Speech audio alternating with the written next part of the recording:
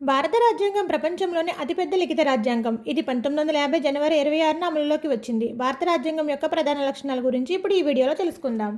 Hi friends, welcome to my channel A K S G K point.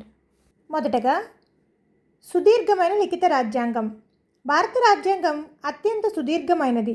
ఇది అమలులోకి వచ్చినప్పుడు 395 ఆర్టికల్స్, 22 భాగాలు, 8 షెడ్యూళ్లను కలిగి ఉండగా ప్రస్తుతం సవరణల తర్వాత 467 ఆర్టికల్స్, 25 భాగాలు మరియు 12 షెడ్యూళ్లను కలిగి ఉంది. దేశ వైవిధ్యం, భౌగోళిక విస్తీర్ణం మరియు పరిపాలనాపరమైన చిక్కుల వల్ల ఇది ఇంత పెద్దదిగా రూపొందింది. 1973లో జరిగిన కేశవానంద భారతి కేసు తీర్పు ప్రకారం పార్లమెంటు రాజ్యాంగంలో ఏ భాగాన్నైనా సవరించవచ్చు, కానీ రాజ్యాంగం యొక్క ప్రాథమిక స్వరూపాన్ని మార్చడానికి వీల్లేదు. ఇది మనం ముందు వీడియోలో చెప్పుకున్నాం. భారత రాజ్యాంగం 1950లోకి అమలులోకి వచ్చినప్పుడు 22 భాగాలుగా ఉండేది. వివిధ సవరణల తర్వాత కొన్ని భాగాలను తొలగించి మరికొన్నిటిని కొత్తగా చేర్చడం వల్ల ప్రస్తుతం రాజ్యాంగంలో 25 భాగాలు ఉన్నాయి. ఇందులో తొలగించబడిన భాగాలు: రాజ్యాంగం నుండి ఇప్పటి వరకు ఒకే ఒక్క భాగాన్ని పూర్తిగా తొలగించారు. అది 7వ భాగం. ఇది మొదటి షెడ్యూల్లోని పార్ట్ బి రాష్ట్రాలకు సంబంధించిన నిబంధనలను కలిగి ఉంటుంది. 1956లో జరిగిన 7వ రాజ్యాంగ సవరణ ద్వారా దీన్ని తొలగించారు. రాష్ట్రాల పునర్వ్యవస్థీకరణ తర్వాత పార్ట్ బి రాష్ట్రాల వర్గీకరణ రద్దవడంతో ఈ భాగం అవసరం లేకుండా పోయింది. చేర్చబడిన అంశాలు: వివిధ సమయాల్లో రాజ్యాంగ సవరణల ద్వారా 4 కొత్త భాగాలు చేర్చబడ్డాయి. మొదటిది 4A భాగం.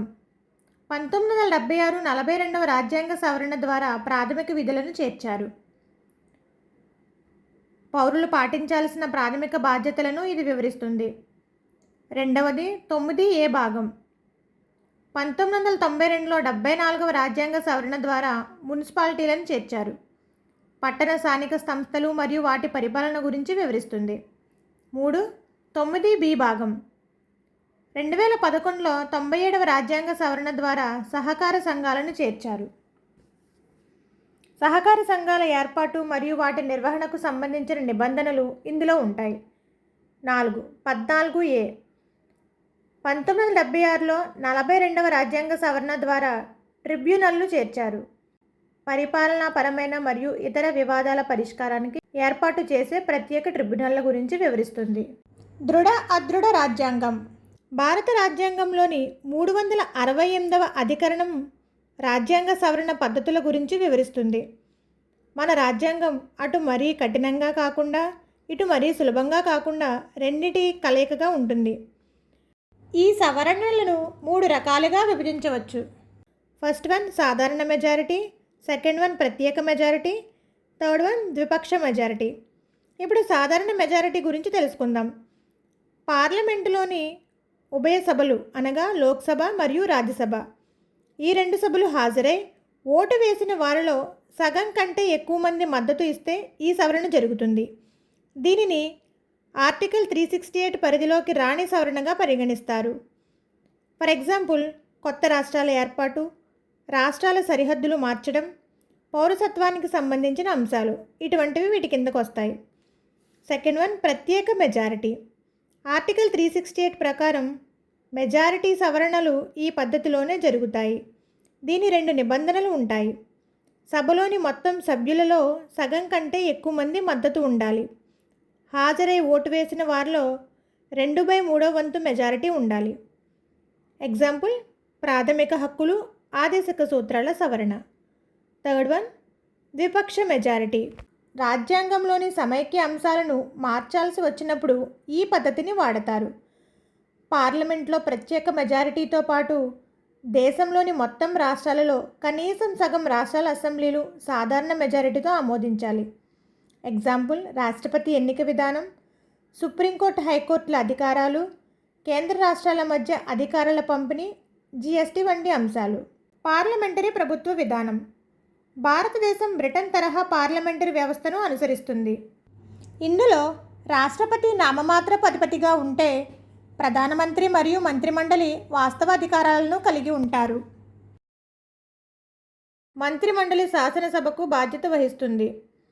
సమైక్య స్ఫూర్తితో కేంద్రంలో లోక్సభ, రాజ్యసభ అనే 2 సభలు ఉంటాయి. ఏకకేంద్ర సమైక్య రాజ్యాంగం. భారత రాజ్యాంగం విలక్షణమైనది. ఇది చూడడానికి సమైక్యలా ఉన్నప్పటికీ ఆత్మలో ఏకకేంద్ర లక్షణాలను కలిగి ఉంటుంది. అందుకే దీనిని ఏకకేంద్ర సమైక్య అని పిలుస్తారు. వీటి మధ్య తేడాలు మరియు మన రాజ్యాంగంలో ఉన్న లక్షణాల గురించి తెలుసుకుందాం. సమైక్య లక్షణాలు. దేశంలో కేంద్రం మరియు రాష్ట్రాల మధ్య అధికారాలు పంచుకోవడాన్ని సమైక్య విధానం అంటారు. ద్విసభ విధానం. కేంద్రంలో లోక్సభ మరియు రాజ్యసభ ఉండడం. అధికారాల విభజన. రాజ్యాంగంలోని 7వ షెడ్యూల్ ద్వారా కేంద్ర జాబితా, రాష్ట్ర జాబితా మరియు ఉమ్మడి జాబితాగా అధికారాలను స్పష్టంగా విభజించారు. లిఖిత రాజ్యాంగం. కేంద్ర రాష్ట్రాల అధికారాలు లిఖితపూర్వకంగా ఉండడం వల్ల ఘర్షణలు తగ్గుతాయి. స్వతంత్ర న్యాయ వ్యవస్థ. కేంద్ర రాష్ట్రాల మధ్య వివాదాలు వస్తే పరిష్కరించడానికి సుప్రీంకోర్టు స్వతంత్రంగా పనిచేస్తుంది. ఏకకేంద్ర లక్షణాలు. దేశం మొత్తం ఒకే కేంద్రం ఆధీనంలో బలంగా ఉండడాన్ని ఏకకేంద్ర విధానం అంటాం. బలమైన కేంద్రం. ముఖ్యమైన అధికారాలన్నీ కేంద్రం వద్దే ఉంటాయి. ఫర్ ఎగ్జాంపుల్ రక్షణ, విదేశీ వ్యవహారాలు. ఏక పౌరసత్వం. అమెరికా వంటి దేశాల్లో రాష్ట్రానికి ఒక పౌరసత్వం ఉంటే భారత్లో అందరికీ కేవలం భారత పౌరసత్వం మాత్రమే ఉంటుంది. ఒక వ్యక్తిని దేశ పౌరుడిగా చట్టబద్ధంగా గుర్తించడాన్ని పౌరసత్వం అంటాం. ఏక పౌరసత్వం వల్ల దేశ పౌరుల మధ్య ఎటువంటి వ్యత్యాసం చూపబడదు. ఏకీకృత న్యాయ వ్యవస్థ. సుప్రీంకోర్టు నుండి కింది కోర్టుల వరకు అంతా ఒకే గొడుగు కిందకి పనిచేస్తాయి. గవర్నర్ నియామకం. రాష్ట్రాలకు అధిపతిగా ఉండే గవర్నర్ను కేంద్రమే నియమిస్తుంది. అత్యవసర అధికారాలు. దేశంలో అత్యవసర పరిస్థితి విధించినప్పుడు రాష్ట్రాల అధికారాలన్నీ కేంద్రం చేతుల్లోకి వెళ్తాయి. అప్పుడు సమైక్య వ్యవస్థ కాస్త ఏకకేంద్ర వ్యవస్థగా మారిపోతుంది. భారతదేశం సాధారణ పరిస్థితుల్లో సమైక్యగా, అసాధారణ పరిస్థితుల్లో అనగా యుద్ధం లేక ఏదైనా ఆర్థిక సంక్షోభంలో ఏకకేంద్ర రాజ్యంగా మారుతుంది. అందుకే దీనిని సమైక్య స్ఫూర్తి ఏకకేంద్ర నిర్మాణం అని అంటాం. స్వతంత్ర న్యాయ వ్యవస్థ అనేది రాజ్యాంగం యొక్క ప్రాథమిక నిర్మాణంలో ఒక భాగం. కార్యనిర్వాహక మరియు శాసనసభ శాఖల జోక్యం లేకుండా న్యాయస్థానాలు నిష్పక్షపాతంగా తీర్పులు చెప్పడమే దీని ముఖ్య ఉద్దేశం. న్యాయ వ్యవస్థ స్వతంత్రతను కాపాడడానికి రాజ్యాంగంలో ఉన్న ముఖ్యమైన నిబంధనలు ఇక్కడ ఉన్నాయి. కార్యనిర్వాహక శాఖ నుండి న్యాయ వ్యవస్థను వేరు చేయాలని ఆర్టికల్ 50 పేర్కొంటుంది. సుప్రీంకోర్టు మరియు హైకోర్టు న్యాయమూర్తులను రాష్ట్రపతి నియమిస్తారు.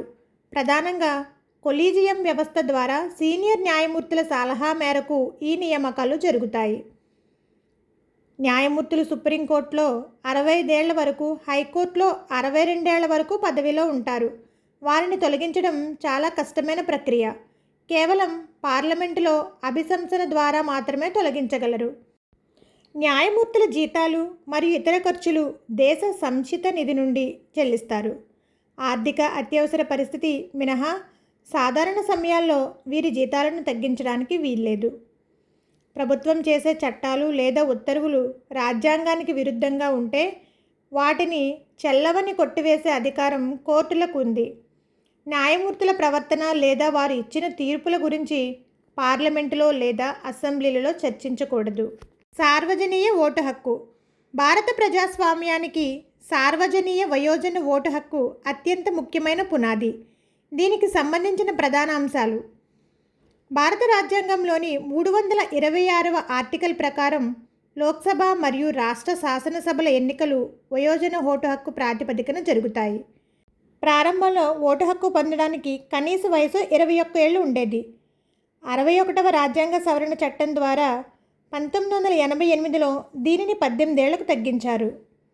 ఇది 1989 నుండి అమలులోకి వచ్చింది. కులం, మతం, జాతి, లింగం, విద్య లేదా ఆస్తితో సంబంధం లేకుండా 18 ఏళ్ళు నిండిన భారత పౌరులందరికీ ఓటు హక్కు ఉంటుంది. ప్రతి పౌరుడికి కేవలం ఒక ఓటు మాత్రమే ఉంటుంది మరియు అందరి ఓట్లకు సమాన విలువ ఉంటుంది. రాజకీయ సమానత్వాన్ని పెంపొందించడం మరియు పౌరులందరినీ దేశ పరిపాలనలో భాగస్వామ్యం చేయడం దీని ప్రధాన లక్ష్యం. ప్రాథమిక హక్కులు. రాజ్యాంగంలోని ఆర్టికల్ 12 నుంచి 35 వరకు మూడవ భాగంలో పౌరులకు 6 ప్రాథమిక హక్కులను కల్పించారు. సమానత్వపు హక్కు, స్వాతంత్రపు హక్కు, పీడనాన్ని నిరోధించే హక్కు, మత స్వాతంత్రపు హక్కు, సాంస్కృతిక మరియు విద్యా హక్కులు, రాజ్యాంగ పరిహారపు హక్కు. ఆదేశక సూత్రాలు. రాజ్యాంగంలోని 4వ భాగంలో ఆర్టికల్ 36 నుండి 51 వరకు ఇవి ఉన్నాయి. ప్రభుత్వాలు చట్టాలు చేసేటప్పుడు అనుసరించాల్సిన మార్గదర్శకాలు ఇవి. వీటి ముఖ్య ఉద్దేశం భారతదేశాన్ని ఒక సంక్షేమ రాజ్యంగా తీర్చిదిద్దడం.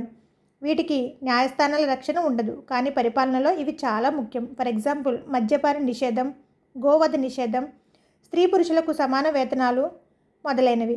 ఇవి ఐర్లాండ్ రాజ్యాంగం నుండి గ్రహించాము. ప్రాథమిక విధులు. సర్దార్ సర్వన్ సింగ్ కమిటీ 1976లో అత్యవసర పరిస్థితి సమయంలో రాజ్యాంగ సవరణ కోసం ఏర్పాటు చేశారు.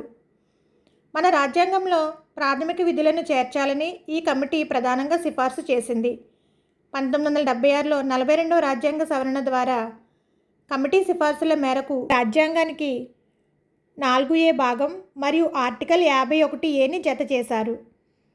సర్వసింగ్ కమిటీ 8 విధులను మాత్రమే సిఫార్సు చేసింది. అయితే ప్రభుత్వం వాటిని 10 విధులతో రాజ్యాంగంలో చేర్చింది. ప్రస్తుతం 86వ రాజ్యాంగ సవరణ తర్వాత మొత్తం 11 విధులు ఉన్నాయి. రాజ్యాంగ ప్రవేశికలో సామ్యవాద మరియు లౌకిక అనే పదాలను చేర్చాలని కూడా ఈ కమిటీయే సూచించింది. ఈ కమిటీ సిఫార్సులను ప్రభుత్వం కొన్నిటిని అంగీకరించలేదు. ఎగ్జాంపుల్కి, విధుల ఉల్లంఘనకు శిక్షలు లేదా జరిమానాలు విధించడం, పన్నులు చెల్లించడం అనేది ఒక ప్రాథమిక విధిగా మార్చడం. Thank you for watching. Please subscribe.